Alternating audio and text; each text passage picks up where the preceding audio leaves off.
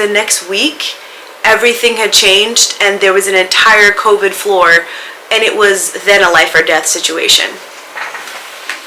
So most of my videos are focusing on modeling content and my traveling, but today I really wanted to focus on the journey. This was really spurred on for me from a post that I saw recently on Instagram. It's just a story post, and it's one of those like join in if you've had this experience whatever posts. But basically, it just inspired me to think about how far my journey has come, even though I feel like it's just getting started. I'll set the scene for you. I just graduated. I went to Hampton University, which is a beautiful HBCU on the shores of Virginia.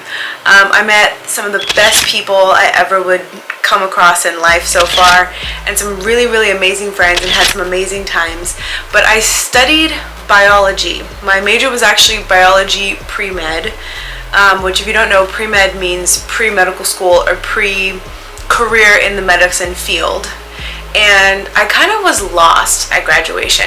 Looking back on it, I realized I made like one of the biggest mistakes of my life, which was to feel like my path had to be the same as everyone else's path around me. My best friend in the world was going off to medical school. A lot of my friends had gotten into post-baccalaureate programs and just seems like they all had plans on where their lives were gonna go, and I just felt so lost. I went on to go into a post-bac program as well, but not because I knew exactly that's what I wanted, but more so because I felt like this is what everyone would approve of. Like, this is something that was good enough. It was a post-bac program in anatomy, I believe, and so I basically went directly from graduating into a completely different program that was operating at a very highly skilled pace at the age of 22, when I basically didn't know at all what I wanted. And to their credit, although my parents have definitely been like pusher people, more so my dad than my mom, but was always a pusher to like inspire me to, you know, just be about something and have a plan for myself. He never was like, you had to do this, like you have to go on and do this program. It was more so him asking, is this intelligent?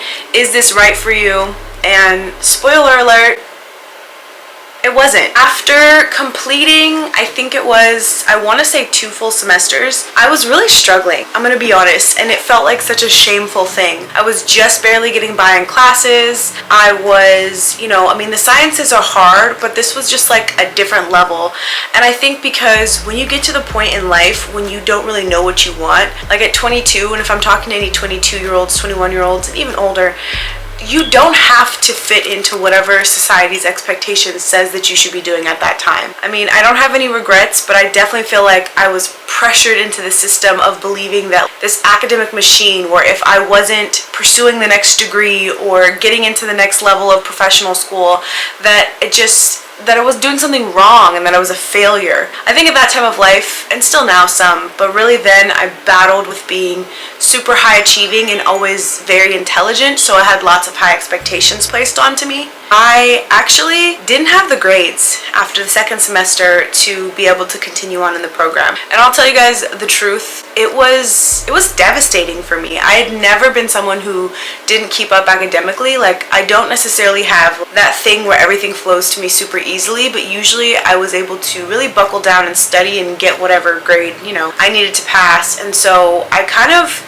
came back to California in the summer of 2019 with my tail really between my legs as far as what I wanted to do, where I was going. It took me some time in 2019 to kind of just figure things out and feel like, okay, I'm still back on the right track.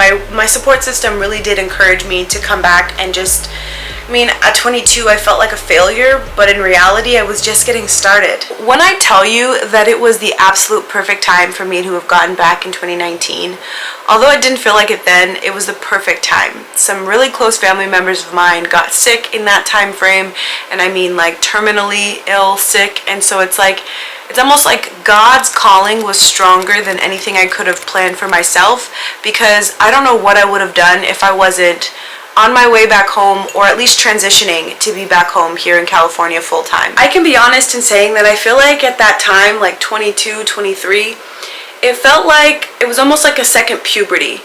Like, I was out of college, and so I knew that I wasn't a kid and I had real responsibilities coming at me really fast. I worked different jobs. I mean, I was a tutor for a long time. I had decided at that point I was no longer going to pursue medical school for a bunch of different reasons, but mostly the time constraints that it took and the sacrifices that you did have to make in order to go full circle and become a doctor. So at that point, I decided I was going to get a quick certification to become a certified nursing assistant. I wanted to become a nursing assistant so I could get to a certain amount of hours so that I could then go on to PA school, which is physician's assisting. So as a nursing assistant, you had to do so many hours, and I just felt like the hospital was the best place to do those hours in order to then apply to physician's assisting school. As luck or maybe unluck would have it, I started that job in, I believe, February of 2020. And as we all know, some stuff went down in 2020. February, I don't know if you guys remember correctly, but not much had gone on.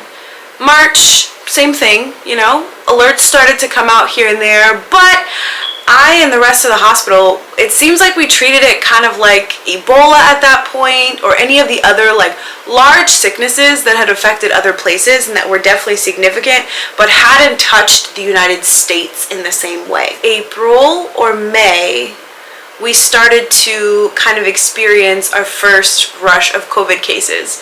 Now, when I tell you the COVID cases started off, people who were already predisposed, it felt like, okay, there's a few here and there was plenty of PPE. That I still remember the meeting of sitting down in the nursing room when they told us, this is only affecting a couple people, it's not going to affect us here at this hospital. And it was almost like as if the next week everything had changed and there was an entire COVID floor, and it was then a life or death situation. Let's back up some. When I graduated, I had $0 and 0 cents, but luckily this job that I got nearby the hospital was my grandparents' house. So as you can imagine, this was a scary freaking time, because at the time I was told that people that were getting COVID were people who were predisposed already to illness, and so that didn't affect me, and all the statistics would say that for me as a worker I would have been fine, but those around me who were more high risk were who I was worried about. There was a certain point in working at the hospital that I just was kind of asking God, if I get COVID, I know I'll be okay, but whatever happens, please don't give it to my grandparents through me or my father, because at the time my father was in chemotherapy and my grandmother had just come off of a surgery where she got half of her lung taken out. I was doing everything that I felt that I could at the time. I had to live somewhere, and the job itself wasn't paying enough for me to be living anywhere else, especially in the state of California. So I would take off all of my clothes, I was checking my temperatures consistently, I was trying to isolate myself in the time that it took to be away from everyone, never giving anyone hugs and kisses and things anymore, taking showers as soon as I got home from work.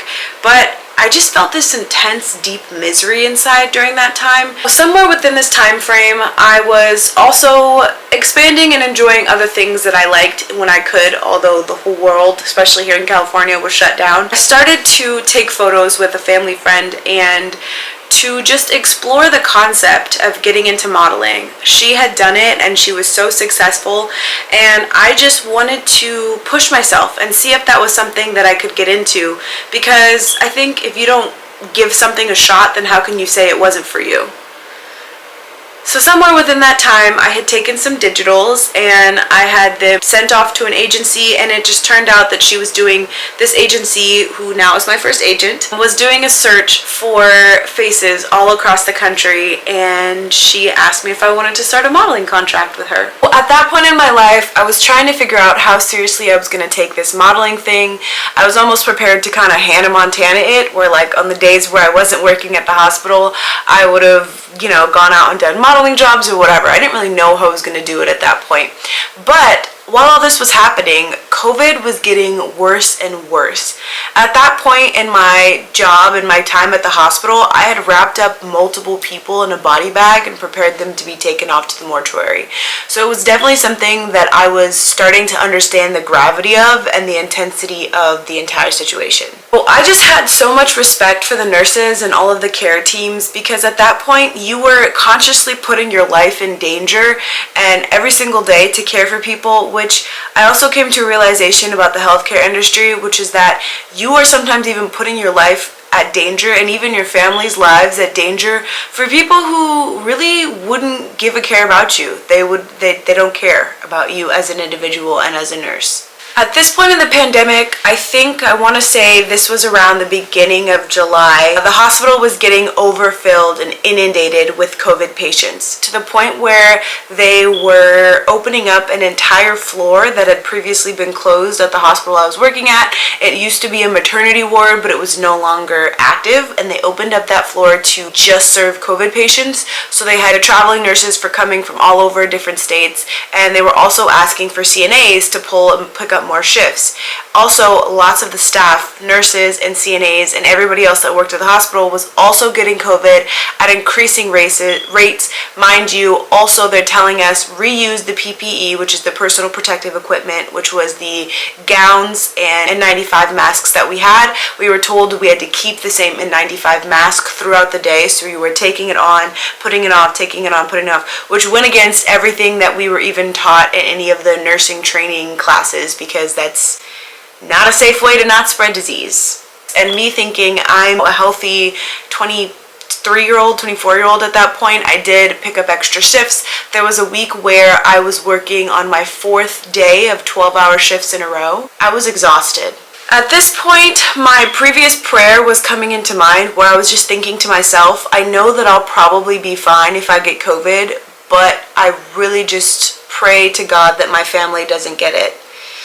And as luck, I don't know what you can call it, serendipity, reality came quickly. I was having lunch one day in the cafeteria around 12, and I was having Chipotle, and Chipotle is not the most flavorful of foods, but I was sitting there having my lunch and I was thinking to myself, this Chipotle really doesn't taste like anything. And time kept going, I went back to work, and by about 2 or 3, I started to have a cough.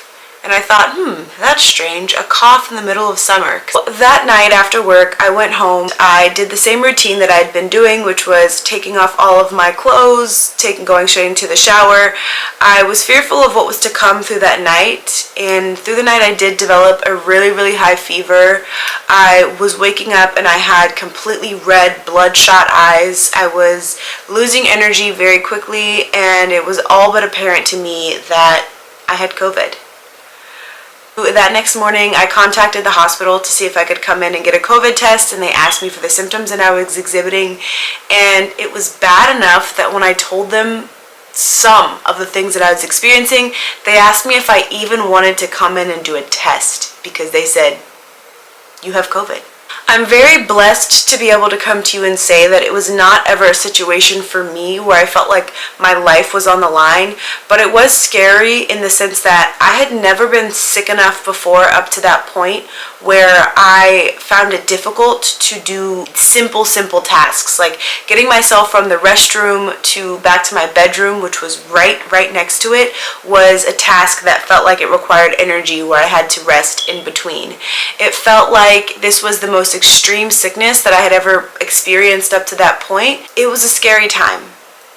I felt like personally this could not affect my grandparents, and I was trying to stay isolated, but I was also experiencing every single symptom in the book. When I tell you I had the lack of ability to taste, the extreme exhaustion, the high fever I was running, red bloodshot eyes, watery stool, never to the point of super difficult breathing, but like I said, I was not a person who was out of shape, and to have it be an issue to walk up a set of stairs for me was never something that I had experienced in the past. So COVID was definitely kicking my butt and kept me down for 2 full weeks. But while I can say my time with COVID was definitely not enjoyable, I was able to fight through it and recover. You can imagine my heart when it dropped when my grandfather and grandmother, who I was living with at the time, said that they were starting to feel tired.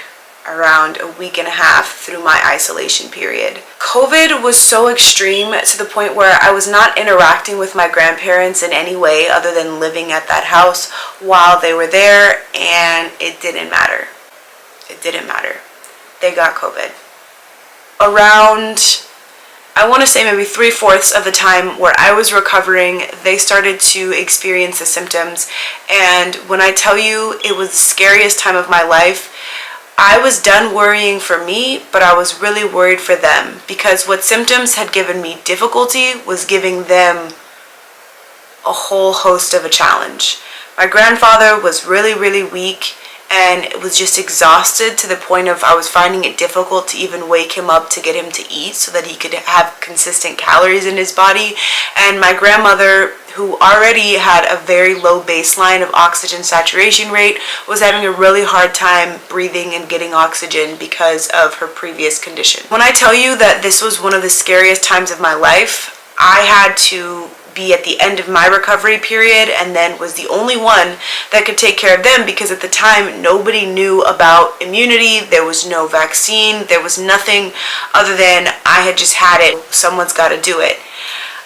It was an extremely isolating period. I think in total I was in isolation July into August. The entire experience was just so overwhelming, and so I at that point told the hospital that I wasn't going to come back for my shifts, and I had to now watch my grandparents. And I had basically gotten the go-ahead from my family, my mom and dad, that they would be able to help support me in that time frame, because they recognized that I was getting sick from this hospital.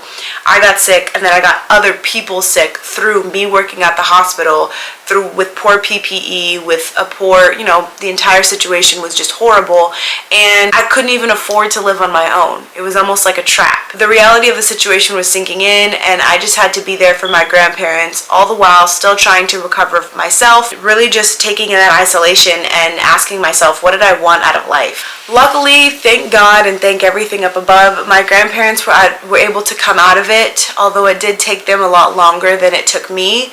So by the maybe middle of August, we were all kind of coming back on the other side, and I was just feeling a renewed sense of what did I want out of life. And so at this point, I knew that I wasn't going to go back to the hospital, and I had that modeling contract that I had signed in the beginning of July in the back of my mind, and I just decided this has been an opportunity that's been presented to me, so as with most things in life, I'm going to lean all in and commit myself to seeing if this can be something. Like I said before, I had the support of my family, well, less the support of my family to go into modeling, more the support of my family to not go back into the hospital at that specific time. I didn't know if I was ever going to go back at all to the hospital. I didn't think that I was completely removed from the medical industry, but I just knew that I could not stay in that relationship with working at the hospital at that time. We go into the journey of modeling, which it's been a wild ride. At that point, it was the end of 2020, and the entire world basically was still shut down, where you could only go from a couple places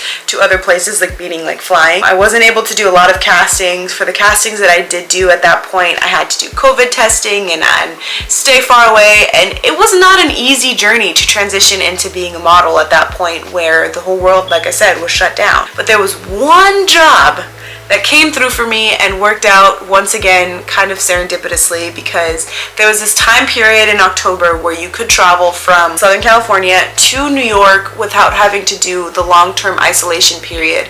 And so I got booked on a job, my first job in New York, and it was an amazing experience. Creepy, but amazing. Creepy from the standpoint of I'd been to New York previously, and I had never been and seen Times Square completely empty. Back to this job, it was everything that I could have wanted one of my first jobs to be. The team was entirely kind, and I was able to make it happen. And I sat there and I told myself, you know what? This is something I really, really want to pursue. Well, as time fast forwards, I recognized that if I'm going to commit to myself to doing this, then I was really going to need to be signed in the city of Los Angeles, because that is where I live and that's where I'm from. And so I reached out to the current agency that I have here now, and I got signed with a Los Angeles agency in 2021. And although I made very little money, basically the poverty line, for my first full year of doing it in 2021, I, like I said, had the support of my family, so I was commuting from where my family lives, which is about an hour from LA, and we're feeling the after effects of COVID, but I felt like there was a train moving for me of this being something that I could really pursue and live on my own and really just find a way to make this happen for me. You know, here I am sitting here in March of 2024, and it has been the craziest of journeys, you guys. It's definitely had so many ups and downs, but I feel like I'm just getting started. You know, I've been able to go to the UK, I've been able to go to New York, to Miami, to all different places in the United States and meet so many amazing men and women who are really just passionate and excited about changing the face of the industry and shaking things up. And it's also encouraged me in another direction as well. Existing in this space, in this world of modeling, has inspired me to really pursue dreams. And I don't just mean the dream of following the path of becoming a model. I mean pursuing the dreams in so many directions, which is why I come to you here on YouTube right now. It's pursuing the dreams of traveling the world, pursuing the dreams of anything my heart has desired, because I've recognized that the beauty of these things goes hand in hand with the efforts that you take to get them. It's a beautiful thing to have a dream, but it's just as beautiful to go through the journey and make attempts to make those dreams come true and experiencing all the beautiful highs and lows along the way. If you've got to the point of watching the end of this video, I thank you so much. I know that this has been so chatty, but I also feel like I'm here and I've been sent on a mission and through purpose to allow people to see that following a path that they didn't think was for them, it could be a beautiful one at the same time. I feel like when you're young and even when you're older, you owe it to yourself to make your life be the way that you want it to be, to make your life materialize the way that you imagine it in your head, and to truly be happy. I think we get so caught up in these systems of believing that, you know, you're not worth anything if you don't have a certain amount of money in your bank account. And I'm not the one to tell you that money doesn't have value and that it's not something that you should pursue. But I also think that life is too short to sit there and say that the pursuit of money is the only thing that's worthy. I'll do more chats if this is something that you guys are interested in, and maybe not even if you're interested in, I might just be screaming into the void. I hope that this reached you and touched you today. Pursue a dream, find yourself going for what you want in this world. Like and subscribe if this video touched you, and goodbye.